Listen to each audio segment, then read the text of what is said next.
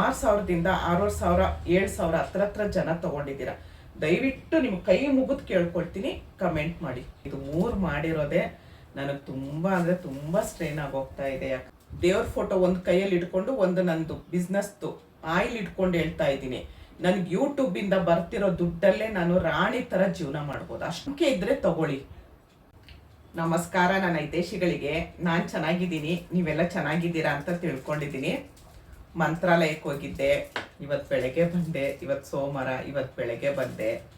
ರಾಯರನ್ನ ಕೇಳ್ಕೊಂಡಿದ್ದೆ. 1 lakh subscriber ಆದಾಗ ನಿನ್ನ ಸನ್ನಿಧಾನದಲ್ಲಿ ಇರ್ತೀನಿ ಅಂತ ಅಂದ್ಕೊಂಡೆ. ಅದಾಗಲಿಲ್ಲ.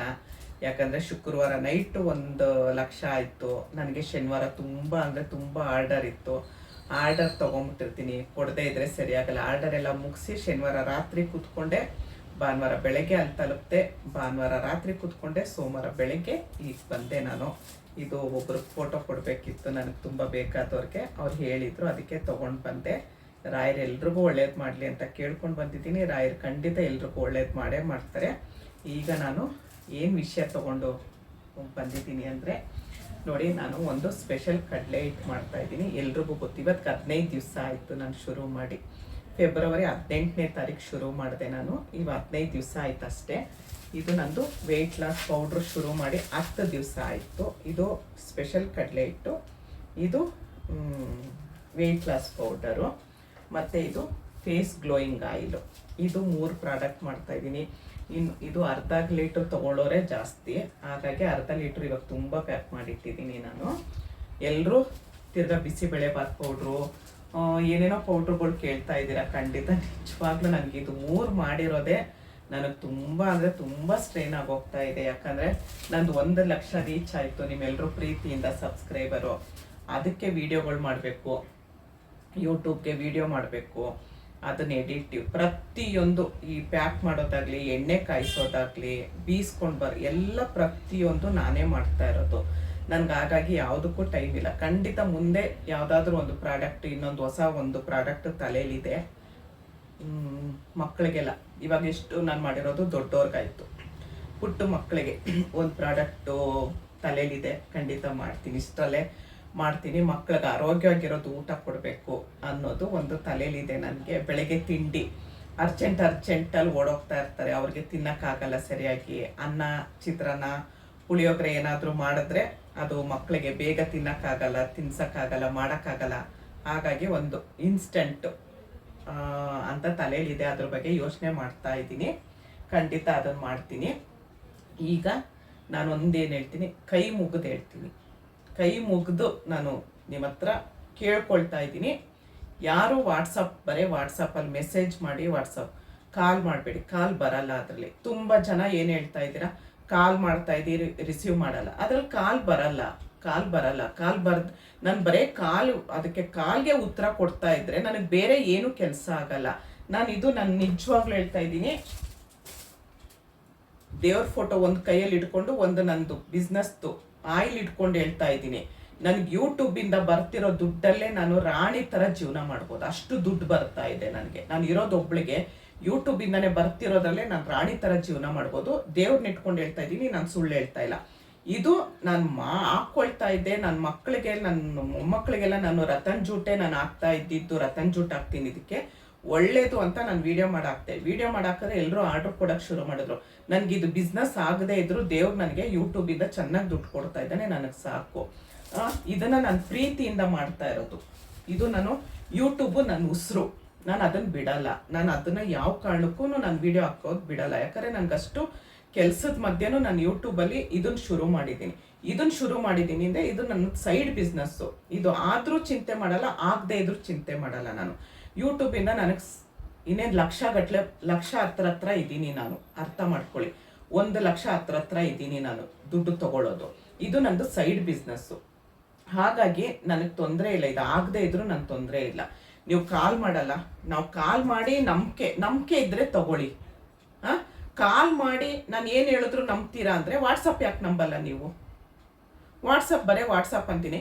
ಕಾಲ್ ಮಾಡಿ. ಇವತ್ತು ಯಾರೋ ಒಬ್ರು ನನ್ನ ಮಗಳಿಗೆ ಕೇಳಿದ್ದಾರೆ, ನಿಮಗೆ ನಾವು ಕಾಲ್ ಮಾಡ್ತಾನೆ ಇದ್ದೀವಿ, ನಮ್ಮನ್ನ ಬ್ಲಾಕ್ ಲಿಸ್ಟ್ಗೆ ಹಾಕಿದ್ದೀರಾ ನೀವು ಮಾತಾಡದೆ ನಿಮ್ಮ ಹತ್ರ ನಾವು ಹೇಗೆ ತಗೊಳ್ಳೋದು? ನಮ್ಗೆ ಯಾವ ನಂಬಿಕೆಯಿಂದ ತಗೊಳ್ಳೋದು?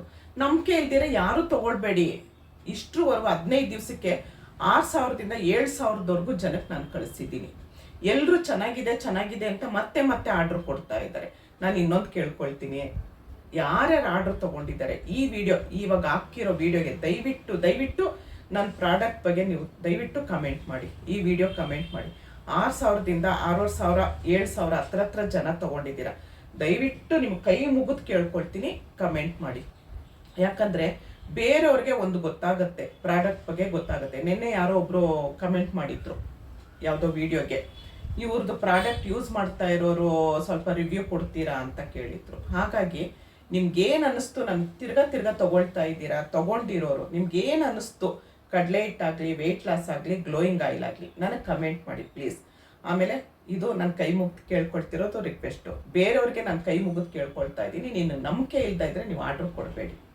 ನನಗೆ ಆರ್ಡ್ರ್ ಕೊಡಿ ಅಂತ ನಾನು ಯಾವ ವಿಡಿಯೋದಲ್ಲೂ ನಾನು ಬಲವಂತ ಮಾಡ್ತಿಲ್ಲ. ನಾನು ವಿಡಿಯೋ ಮಾಡಿ ಹಾಕಿದ್ದೀನಿ, ಅದು ನೋಡ್ಕೊಂಡು ವಿಡಿಯೋ ನೀವೇ ಮಾಡ್ಕೊಳ್ಳಿ ಮನೆಯಲ್ಲಿ ಅಂತಲೇ ನಾನು ಹೇಳೋದು ಫಸ್ಟು.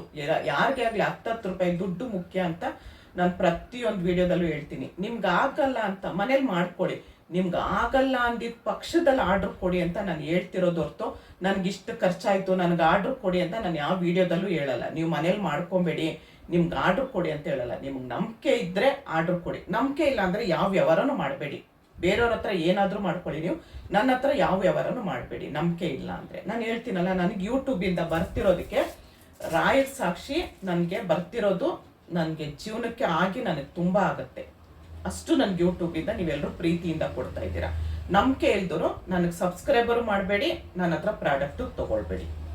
ನೀವು ಒಂದೊಂದು ನೀವು ಮೆಸೇಜ್ ಕಳಿಸಿದ್ರೆ ಎಷ್ಟು ನೋವಾಗುತ್ತೆ ಅಂದರೆ, ನನಗೆ ಬರೀ ಪ್ರತಿಯೊಂದು ಕಾಲಲ್ಲೇ ಮಾತಾಡ್ತಾ ಕೂತ್ಕೊಂಡ್ರೆ ನಾನು ಕೆಲಸ ಮಾಡೋದು ಯಾವಾಗ ನೋಡಿ. ನಾನೇ ಹೋಗಿ ತರ್ತೀನಿ, ಯಾವ ಥರ ರೋಸ್ ಬೇಕು ನಾನೇ ತೊಗೊಂಡು ಬಂದು. ಈಗ ಮೊನ್ನೆ 5 kg ರೋಸ್ ತಂದು ಒಣಗಿಸಿ, ರೋಸ್ ತರಬೇಕು, ಪೆಟಲ್ ಬಿಡಿಸ್ಬೇಕು, ಅದನ್ನು ತೊಳಿಬೇಕು, ನೆರಳಲ್ಲಿ ಒಣಗಿಸ್ಬೇಕು. ನೋಡಿ ಹಿಂಗೆ ಗರ್ಗರಿ ಪ್ರತಿಯೊಂದು ಐಟಮು ನಾನು ಅಷ್ಟು ಚೆನ್ನಾಗಿ ಹಾಕ್ತೀನಿ. ಏನೋ ದುಡ್ಡು ಕೊಡುತ್ತೆ ನನಗೆ. ಇವಾಗ 6,000 ಆರ್ಡ್ರ್ ಬಂದಿರೋದಕ್ಕೆ ನಾನು ಹೆಂಗೋ ಕಂಡಮಾಗಿ ನಾನು ಕೊಡಲ್ಲ ಐಟಮ್ನ, ನಾನೇ ಸ್ವತಃ ನಿಂತು ಮಾಡೋದು ನಾನು.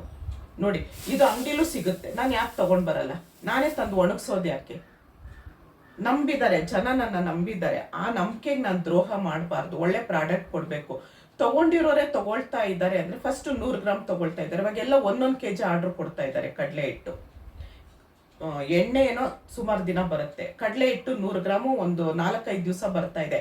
ಒಬ್ರು ಎಷ್ಟು ಚೆನ್ನಾಗಿ ಹೇಳಿದ್ರು ಗೊತ್ತಾ, ನಿಮ್ಮ ಕಡಲೆ ಹಿಟ್ಟು ಬಂದಾಗಿಂದ ನಾನು ದಿನಕ್ಕೆ 3 ಸರಿ ಮುಖ ತೊಳಿತಾ ಇದ್ದೀನಿ ಅಂತ ಹೇಳಿದ್ರು.